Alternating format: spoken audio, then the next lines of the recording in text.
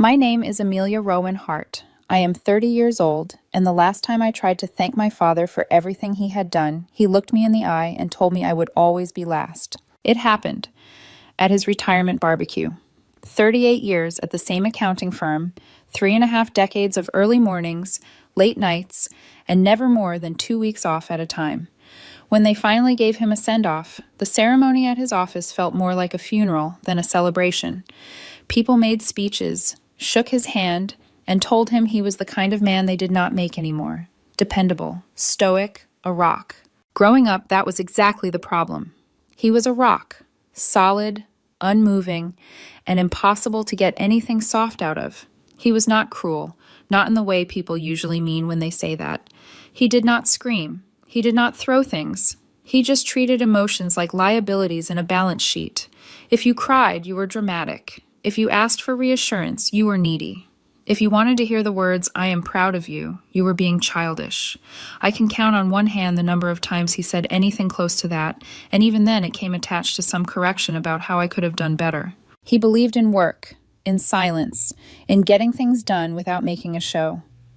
Love was never part of the package, not the way I needed it to be. So when his retirement weekend came around, I told myself this could be a turning point, a chance to put something clean between us. Closure, maybe, or the start of something different. I planned the barbecue down to the last detail. My house, my money, my backyard.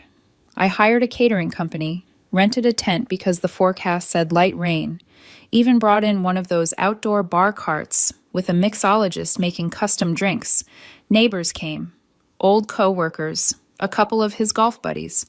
My mom floated around like she always does, taking credit with her smile and fluttering hands, even though she had not lifted a finger to plan it. Everyone kept thanking her like she had done everything. I let it slide. That was not the point. The point was the watch. I had been saving for it longer than I wanted to admit, even though I could afford it now. A Rolex Submariner, black dial, classic. It was the kind of thing I knew he respected in a wordless way. Precision, status, clean lines. On the back, I had the jeweler engrave 4 words. Thank you for everything. I did not want it to be dramatic. I did not want a scene. I wanted a moment that felt simple and clear, like sliding a final puzzle piece into place. So I waited until the food was mostly gone and the buzz of wine and bourbon had softened everyone's edges. People were laughing at old stories that were only half true, talking about the early days at the firm, the long nights, the numbers he could balance in his head. I caught his eye and nodded toward the edge of the yard. We stepped away from the tent, out near the fence where the string lights faded and the air felt cooler. I got you something, I said, holding out the small velvet box. He opened it, looked down at the watch, flipped it over. His eyes passed over the engraving, then came back to my face. For a second, I thought I saw something soften. A crack in the mask he always wore. Then he spoke. "You think money can buy love?" he said quietly. "You will always be the last." He said it like he was stating the weather. No anger, no hesitation, just a verdict. As if I were some stranger handing him a bribe instead of his daughter handing him a gesture she had been rehearsing in her head for weeks. For a heartbeat, everything inside me went very still. I felt the heat rise in my throat, the instinctive urge to argue, to explain, to say this is not about the money, this is about me trying one more time. But years of swallowing my feelings had trained me too well. Instead, I simply reached out, took the box back from his hand, and closed it. I did not say a word. I turned around and walked across the yard, past the tent, past the grill, past my mother's wide eyes, and the curious stares of people who thought they knew us. I walked straight through the side gate, unlocked my car, and drove away with the watch still in my hand. I did not hear my mother shouting until I was already on the street. I did not know if anyone followed me, or if they just stood there watching me leave, wondering how someone could be so ungrateful. By the time I got home, my phone was buzzing with the first wave of calls. I put it on silent, dropped the watch on my kitchen table, and went to bed with my clothes still smelling like smoke and barbecue sauce. The next morning, my phone was a wall of missed calls. 71, all from my parents. 17 voicemails. The first few were my mother, demanding that I bring back the watch, that I stop being dramatic, that I remember everything they had done for me. Somewhere in the middle was my father, talking about how I had embarrassed him in front of people who really mattered, how I had tried to make a fool of him, how I was always trying to be a hero with my money. I lay there on my back, staring at the ceiling, while his voice echoed through the speaker. He made it sound like I had staged some public humiliation, like I had weaponized a gift to rewrite my place in the family. He did not mention the engraving. He did not mention the years I had spent trying to prove I belonged. I almost deleted the messages without listening to the rest. Instead, I made coffee, opened my laptop at the kitchen table, and tried to pretend it was a normal Monday. I answered a few work emails, half-hearted and distracted, the weight of the weekend pressing down like a second ceiling. I was not planning to do anything. I thought I would just ignore them until they ran out of energy or found a new crisis. Then one voicemail changed everything. It was my father again, but this time his voice was calm in a way that always meant something ugly underneath. "You embarrass me in front of people who really matter," he said. "If you think you can just throw money around and rewrite who you are in this family, you are more lost than I thought." Something inside me tipped. All the years of trying, of quietly carrying their weight, of paying bills and pretending it was no big deal, clicked into place in a way that suddenly made me feel very, very clear. I opened a different browser tab, logged into a separate bank account, the one I had set up years ago when I was still desperate to earn my place, the one I had been using to pay their mortgage. What they never knew, what I never told anyone, not even my boyfriend, was that everything was in my name. I was the one on the account. I was the one with full control. It had started as a 6-month favor during a rough patch, just until they got back on their feet. Then it became a year, then 2. Eventually, it turned permanent. They stopped asking how it was paid. They stopped pretending to be grateful. The house just stayed theirs, and the money just kept leaving my account like a quiet tide. I had built up a buffer, little by little, enough to cover nearly a year if anything went wrong. A safety net for them, not for me. That morning, with my father's words still echoing in my ears, I selected the full balance and transferred all $46,000 back into my personal account. The confirmation screen popped up. "Are you sure?" I was. Then I called the mortgage company, gave them my name, told them I would no longer be making payments, that any further responsibility belonged to the original borrowers. The man on the phone hesitated, asked if I understood what that meant. Foreclosure was not a word he said out loud, but it sat there between us anyway. "I understand," I said. When I hung up, my hands were shaking, not from regret, from something that felt a lot like finally exhaling after holding my breath for years.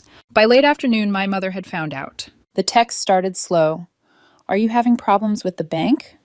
Then faster. The payment bounced, then harsher. "You were not really going to let them take the house." I put my phone face down and went for a walk. The air outside felt heavy, like a storm was waiting just out of sight. My boyfriend Ethan called while I was on the sidewalk. I almost did not pick up, but I did.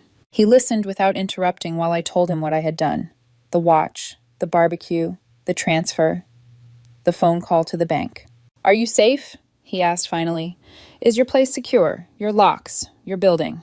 Trust Ethan to go straight to the part that mattered most. "I am fine," I said. "I just stopped paying for their life." For a long moment, all I could hear was his breathing.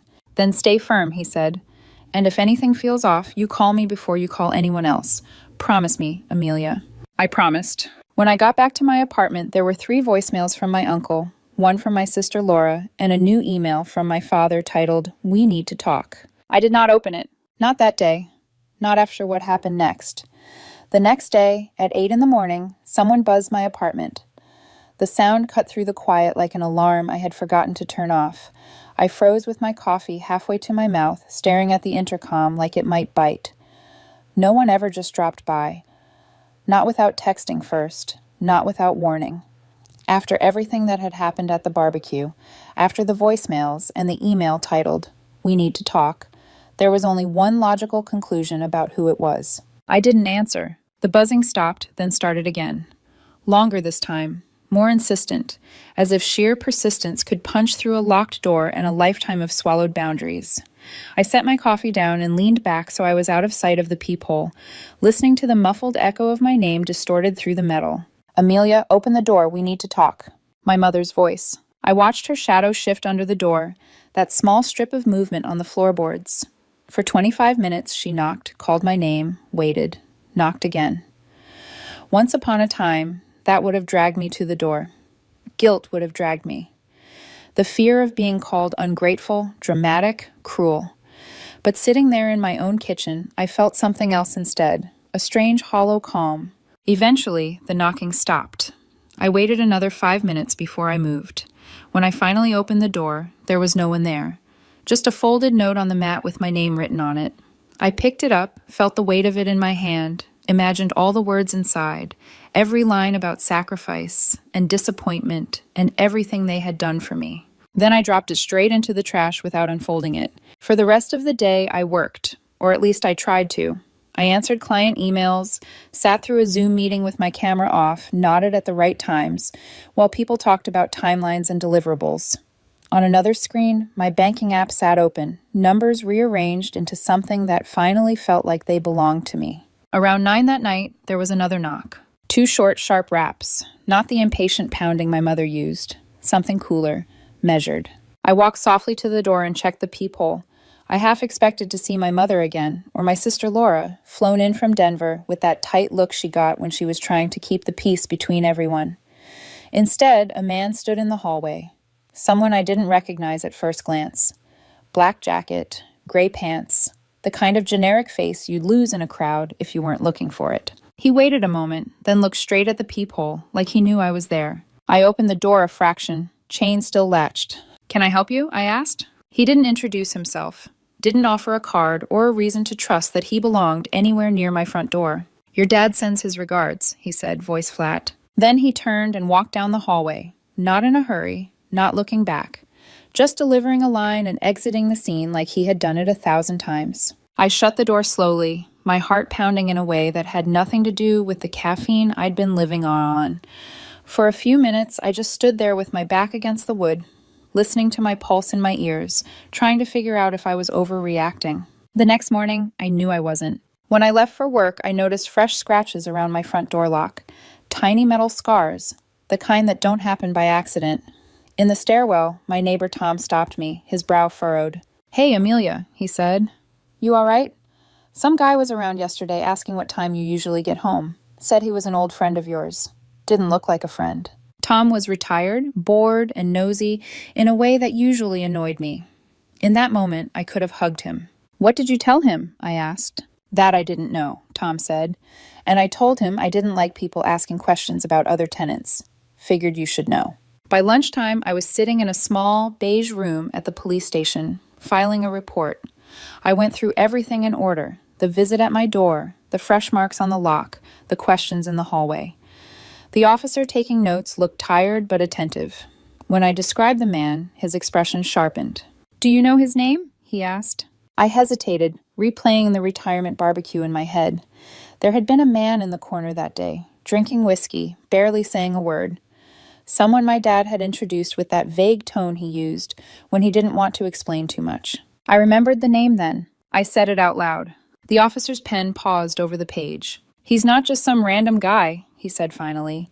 "He had a license as a private investigator until a few years ago. Now he does freelance work, mostly for people who want information and don't want to be officially seen asking questions."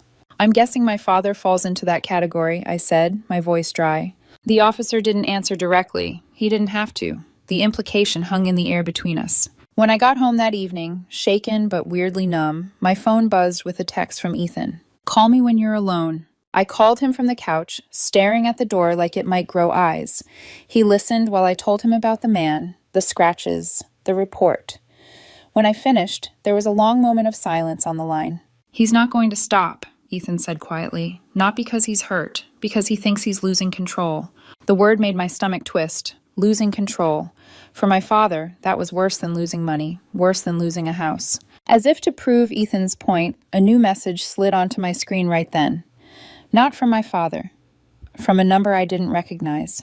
"Hey, it's Jenna. We've never met, but I used to date Ethan. I think we need to talk." For a second, I thought it might be some messy romantic drama trying to crawl out of the past. Ethan had told me about Jenna before, how they'd ended things cleanly, how there wasn't any lingering tension. I put the call on speaker and opened the message thread. I wrote back, "Is everything okay?" She responded almost immediately. "Some guy came to my office today, said he was handling a family matter. Asked a lot of questions about you, if you seemed reckless, if you ever talked about doing something dangerous with money. asked about your mental health. At first I thought he was a debt collector. Then he mentioned your dad's full name. I felt the blood drain from my face. Ethan's voice came through the speaker, tense now. What happened? I read the messages out loud. He swore under his breath, the kind of low, angry sound I didn't hear often from him. So he's using Jenna now, Ethan said, trying to build a story about you, trying to paint you as unstable. Character assassination. Third-party gaslighting. Laying groundwork for some future move where I wasn't just the ungrateful daughter who walked away, but the dangerous one, the unpredictable one, the one you shouldn't trust with money or decisions, or maybe even her own freedom. A chill settled over me, cold and steady. My father wasn't just angry, he was planning something. I didn't sleep that night. I lay in bed staring at the ceiling, feeling my heart thud against my ribs, the same heart that had already warned me once how much more it could take. Around midnight, I got up, padded barefoot to my desk, and opened my laptop. There was one folder on my desktop I had never thought I'd need, something I had created years ago, in a mix of paranoia and dark humor. I had called it Contingency. A joke. Insurance I never planned to cash in. I clicked it open. Inside were screenshots, email threads, scans of old checks, little pieces of information I had collected over the years, the way you'd pocket small stones without thinking about why. Things that had made me uncomfortable at the time, things I told myself were probably nothing. My dad's messages to an old business partner about creative tax write-offs. My mom depositing money into her personal account from funds that were supposed to be earmarked for something else. At the time, I hadn't known what to do with any of it. Now I did. And buried deep in those documents was something I had almost forgotten about. The trust my grandfather had left to me and Laura. A trust my parents clearly thought they understood better than we did. I opened the trust folder expecting the same old numbers, the same balance that had sat untouched for years. My grandfather, meticulous even in death, had left Laura and me equal shares, split cleanly right down the middle once we each turned 30. The clause was simple. If one of us was ever deemed unfit to manage the money, emotionally, financially, legally, the other would take temporary control until the situation stabilized. At the time, everyone assumed that clause was about me. My parents made jokes about how I was too impulsive, how I felt too much, how Laura was the responsible one who'd keep me grounded. They never said it cruelly. They didn't have to. It was the undercurrent of every comment, every comparison. But after our grandfather died, a strange thing happened. The attorney named me temporary trustee. He had known me better than anyone else, even my parents. He told me privately that he'd chosen me because I knew the difference between loyalty and sacrifice. I hadn't touched a cent. I meant to hand the control over the moment Laura hit 30. But as I scrolled through the statements now, something felt off. Laura's half wasn't intact. Over 3 years, almost $120,000 had been drained. Not in obvious chunks, but disguised as administrative fees to companies I'd never heard of. Consultancy invoices from businesses with no websites. Charitable donations to nonprofits that didn't appear in any directory. Sloppy shell work. And every trail led in one direction, back to my parents. For a long moment, I just stared at the screen, feeling a quiet, rising nausea. They hadn't just siphoned money from me. They had stolen from their other daughter, the daughter who still answered their calls, the easy one, the one they bragged about. I compiled everything into a neat packet, screenshots, dates, amounts, highlighted trails, and sent it to Laura with no explanation. She called 20 minutes later. Her voice was steady at first, too steady. "You stole from me," she said. I took a breath. "No, they did." Silence. Then an exhale that sounded like something old snapping in her chest. "You're sure?" I traced every line. It all leads to them. Another silence. A long one. When she finally spoke, her tone had changed. It wasn't shaky. It wasn't angry. It was cold. "Then let's burn it down." For the first time in weeks, I almost smiled. Laura arrived the next morning without warning, hauling a duffel bag and a manila folder thicker than mine. She had her own receipts. Texts from our mom asking her to lie to bank tellers. Emails from our dad hinting that he needed access to her accounts just for a few months. Invoices she'd questioned, but been told to drop. We sat at my kitchen table like two detectives going through case files about strangers. Except they weren't strangers. They were our parents. By noon, we had a complete timeline. By 2, we had a list of every questionable transaction. By 3, The file was sent to my parents' accountant, not as a threat, but as a warning.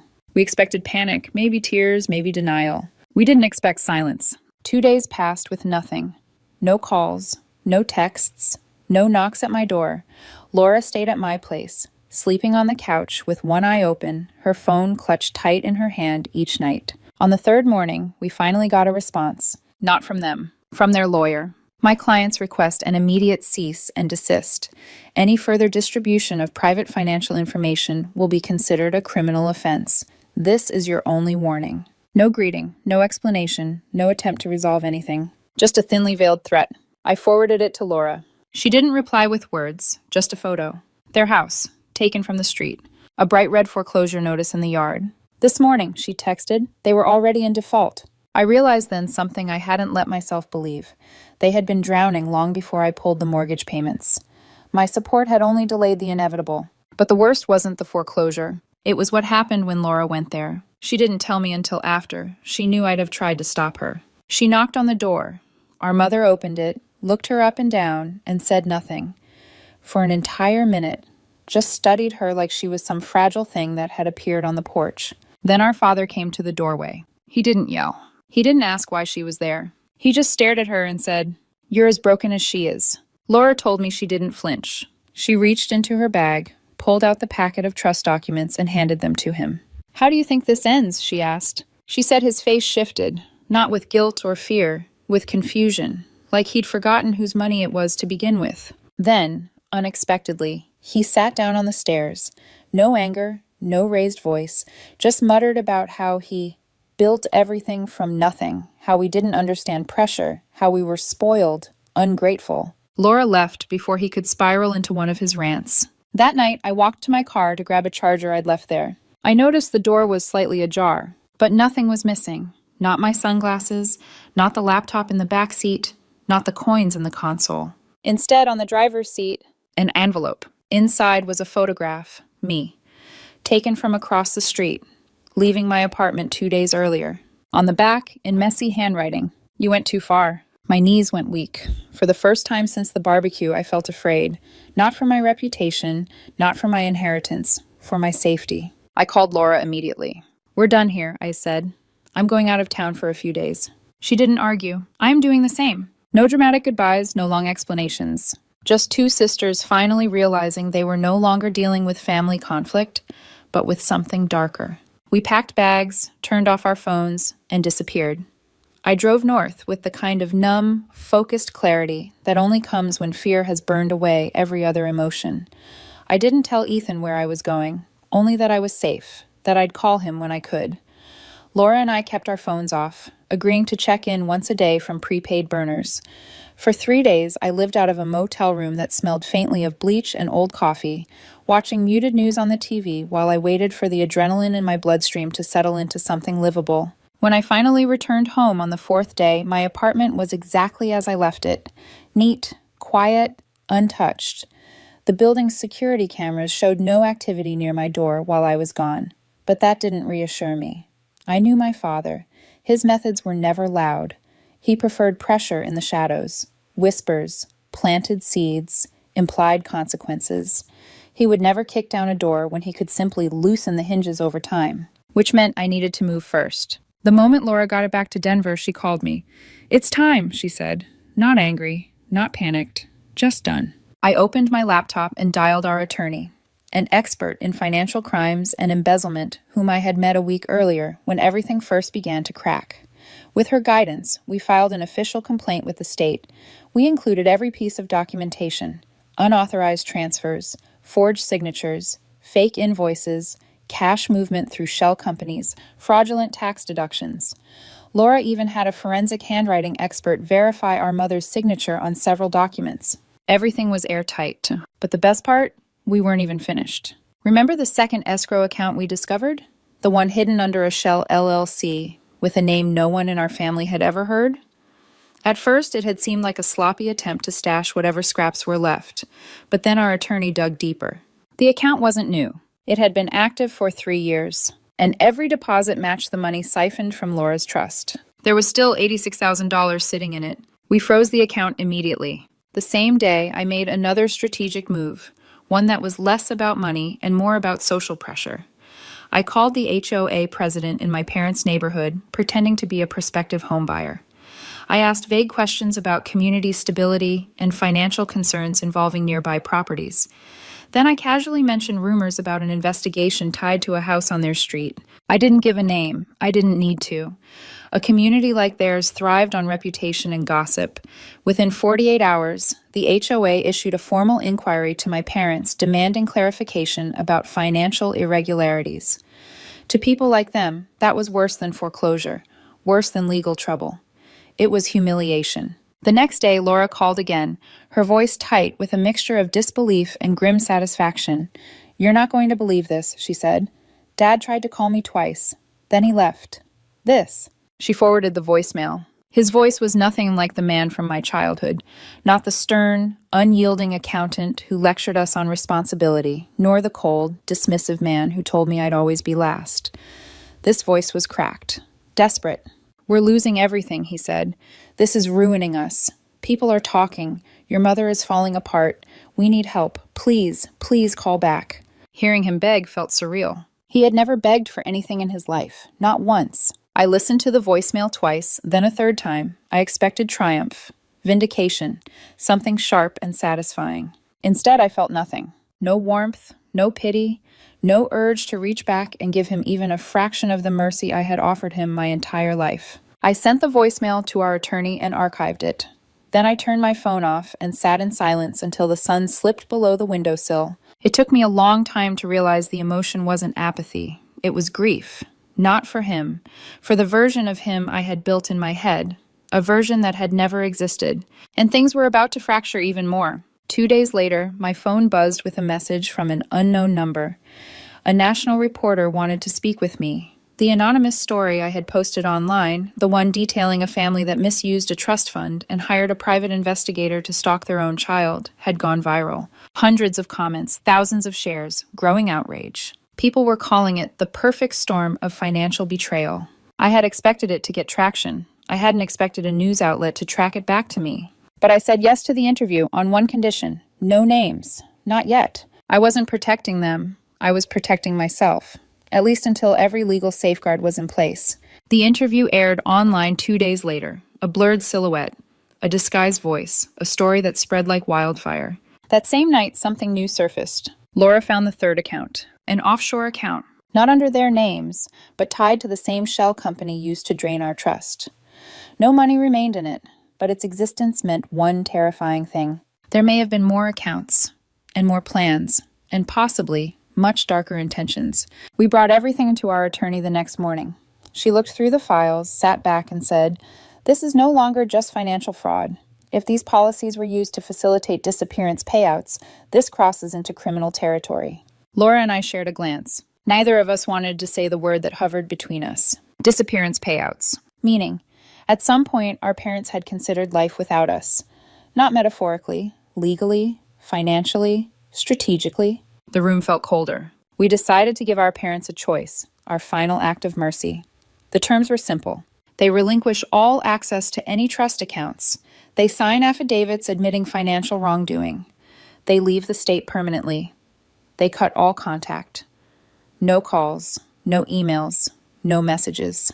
They had 7 days. On the 4th day, they agreed. No fight, no denial, just a single email. Send the papers. I didn't ask why they gave in so easily. I didn't want the answer. 2 days after everything was signed, a final email arrived, sent not to me, but to Laura. No greeting, just one paragraph. We thought we were building something strong. We didn't realize we were pouring concrete around our own feet.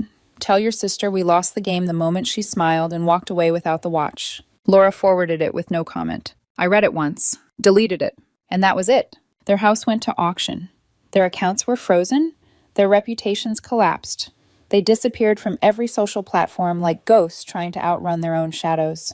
And me? I finally exhaled. Stop. Part 5. 1 year later, I didn't expect to ever revisit any of it. I had rebuilt my life from the ground up, or at least from the ashes my parents left behind. I moved apartments, changed my email, added better locks, and spent the first few months jumping at every unexpected sound. But eventually, the fear faded. I slipped into something that almost felt like peace. Ethan and I grew stronger through it all. He never resented the chaos I brought into his orbit. He held the pieces with me, never once trying to take control or minimize what I was feeling. Sometimes late at night, he would say, "You know, you didn't break the family. You just stopped letting them break you." And I'd feel something inside me settle. Laura and I were closer than we had ever been as kids. Trauma has a way of welding broken pieces together. We talked at least twice a week, sometimes more. She flew out every few months carrying new recipes and that old, sarcastic laugh I had missed. We didn't talk about our parents unless necessary. Silence, we realized, was its own boundary. I hadn't heard from either of them since the settlement. No birthdays, no holidays, no passive-aggressive emails, nothing. They vanished as if they had never existed. Then the letter came. Not an email, not a text, a handwritten letter, postmarked from Oregon. No return address. But the handwriting was unmistakable. Small, neat loops that had filled every note in my childhood lunchboxes. My mother. I sat with the letter on the table for an hour before opening it. My hands didn't shake. My pulse didn't spike. I felt strange, detached, like reading a message from a former coworker I barely remembered. The first page was exactly what I expected. "We did what we thought was necessary. We only wanted to protect the family. You misinterpreted everything. We never stopped loving you, even when you turned your back on us." Same script, different paper, but the second page shifted. "You think you know everything, but your father didn't tell you what he did with the rest." I froze. The rest? I read the sentence again and again. There was no explanation, no follow-up, just that line. A knife disguised as a whisper. I texted Laura. "What does this mean?" She called immediately. "I don't know," she said. But her voice sounded like she knew exactly what I was thinking. There might still be more accounts, more hidden money, more secrets buried in places we hadn't learned to look. Our attorney confirmed something chilling. Offshore accounts rarely stand alone. If one existed, chances were high there were others hidden behind layers we hadn't uncovered. But after everything, we let it go. Neither of us wanted to spend our lives chasing ghosts. Not theirs. Not our grandfather's. Not whatever twisted financial footprint our father had left behind. "Let them keep their secrets," Laura said.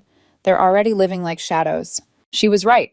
People sometimes ask me, online, in comments, in private messages, if cutting them off was too harsh. If I should have tried harder. If I regret burning the bridge instead of repairing it. Here's the truth I've learned. Some bridges aren't meant to be crossed again. Some bridges were never bridges at all. Just ropes tied around your neck. When I finally cut the cord, it didn't snap loudly. It didn't explode. It broke quietly, softly, cleanly. And in the space where the rope used to be, I found oxygen. Ethan and I took a trip last month. A small mountain town, wood cabin, a balcony overlooking pine trees so tall they creaked in the wind. One night, while the fireplace crackled, he asked me, "If they showed up tomorrow and said they were sorry, would you go back?" I didn't have to think. "No," I said, "because they were never trying to find me. They were trying to find control." He nodded, brushed his thumb across my hand, and said, "Good." We sat there in the quiet, wrapped in a peace I never thought I'd earn. Sometimes, when I check my mailbox, just every now and then, I half expect another letter, another cryptic message, another hint of something hidden. But most days there's nothing. And I'm grateful,